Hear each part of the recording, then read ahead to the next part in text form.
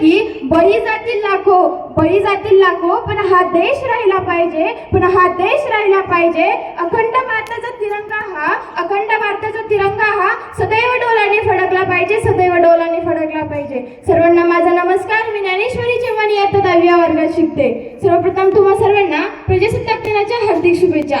मित्रांनो, आजचा हा दिवस फक्त ध्वजारोहणाचा किंवा केवळ सुट्टीचा नाही, तर तो आपल्या अस्तित्वाचा आणि सन्मानाचा उत्साह आहे.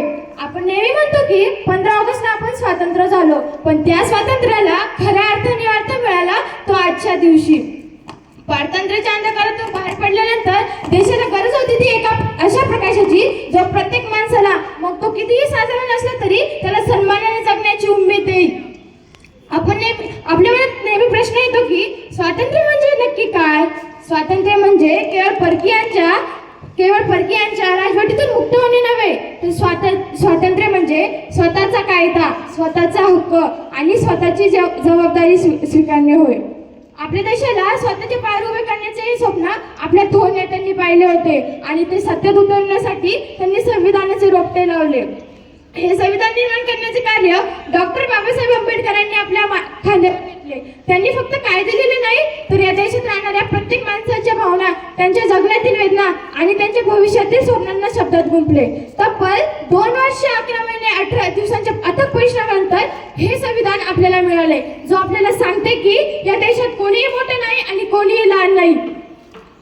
26 जानेवारी 1950 रोजी हे संविधान अंमलात आले. म्हणजे आपण खऱ्या अर्थाने प्रजासत्ताक झालो. म्हणजे या देशाची सत्ता कोणा एका राजाच्या हातात नसून तिथल्या प्रजेच्या, तुमच्या माझ्या हातात आली. आज भारताला एक आदर्श लोकशाही म्हणून पाहते. पण मित्रांनो, लोकशाही म्हणजे केवळ तर 5 वर्षानंतर झालेले मतदान नव्हे. जेव्हा आपण एखाद्या गरजूला मदत करतो, जेव्हा आपण जाती धर्माच्या भिंती तोडून एकमेकांकडे आदराने पाहतो, जेव्हा आपण देशाच्या नियमांचे प्रामाणिकपणे पालन करतो, तेव्हा आपण खऱ्या अर्थाने प्रजासत्ताक झालेलो असतो. आज आपला भारत देश प्रगतीचे नवनवीन शिखर सर करत आहे, परंतु आपल्या या प्रगतीचा आनंद तेव्हाच होईल जेव्हा या समाजातील शेवटच्या नावी उभे असलेल्या माणसालाही वाटेल की हा देश माझा आहे आणि तो माझ्या पाठीशी उभा आहे. चला तर या पवित्र दिनी केवळ भाषण न ऐकता एक शपथ घेऊया की आपण भारताला असा देश बनवूया की जिथे माणुसकी हाच मोठा धर्म असेल आणि आपण आपल्या संविधानाचा आदर करूया आणि आपल्या छोट्या छोट्या कृतीतून आपल्या भारत देशाला महान बनवूया. मैं नहीं मानती राष्ट्रगान की सिर्फ 52 सेकंड खड़े होकर गाना कि वंदे मातरम भारत माता की जय जोरों शोरों से नारे लगाना ही देशभक्ति है. क्योंकि मोदी यह वह संधि है जहाँ नीति नियम नैतिकता जैसे मूल्यों के पीछे उड़ते लोग मुझे नजर आते हैं. यह वह संधि है जहाँ सत्य अहिंसा सदाचार जैसे मूल्यों के भाव ऐसे लोग मुझे नजर आते हैं. तो अरे भी तकलीफ तब होती है जब इस देश का नौजवान जिसके कंधे पे जिम्मेदारी है राष्ट्र निर्माण और देश समाज को जोड़कर रखने की, आज वही नौजवान मुझे इस पबजी गेम में डूबा नजर आता है. तो मैं नौजवानों से कहना चाहूंगी कि निद्रा में सोने वाले लोगों अभी जाग लो, अभी वक्त है, इससे पहले कि ये तुम्हारा निद्रा का श्वास कोई और न जीत जाए.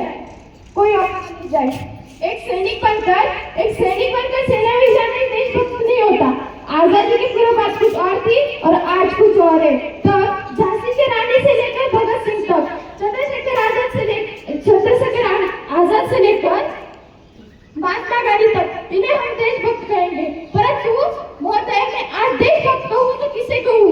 अपने परिवार, समाज और राष्ट्र के प्रति समर्पण का भाव है देशभक्ति. राष्ट्रभक्ती क्या है राष्ट्रभक्ती? महाराज आधी लग्न कोंढाण्याचं, मग माझ्या रायबाचं. जब तानाजी मालुसरे शिवाजी महाराज के सपनों को अपने कंधे पर उठाते हैं, वो है असली देशभक्ति. जब जमशेदजी टाटा इस देश के रोजगार सृजन अपनी स्वयं की संपत्ति समर्पित कर देते हैं, वो है असली देशभक्ति. धर्म लोग को पछाड़कर किया गया ईमानदारी से किया गया हर काम है देशभक्ति.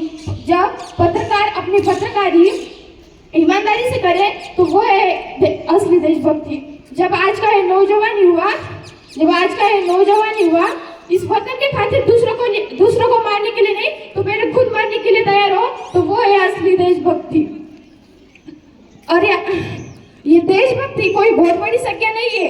ये देशभक्ति सिर्फ सेल्फ लास्ट और नेशन फर्स्ट। और यार आज मैं बातें हम महिलाओं की करूँ तो महिला को आरक्षित नहीं तो सुरक्षित होने की जरूरत है, क्योंकि आज बाल विवाह, कन्या भ्रूण हत्या और ऐसे अन्याय से अत्याचार जो मैं अपने मुंह से बोल भी नहीं सकती, वो बढ़ते ही जा रहे हैं।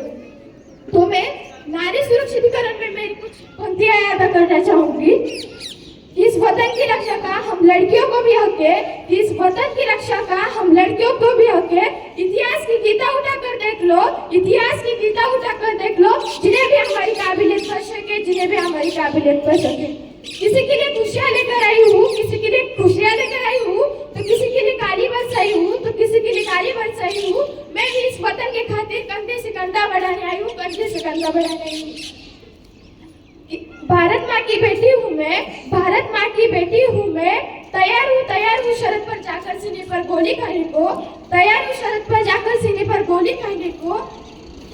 और सिर्फ रसोई में बेलन नहीं साहब, तो इस वतन के खातिर हथियार उठाना भी आता है, हथियार उठाना भी आता है। भूल मत करना पापा की परी समझने का, भूल मत करना पापा की परी समझने का। मैं रानी लक्ष्मीबाई हूँ, मैं रानी लक्ष्मीबाई हूँ। धन्यवाद। जय हिंद, जय भारत।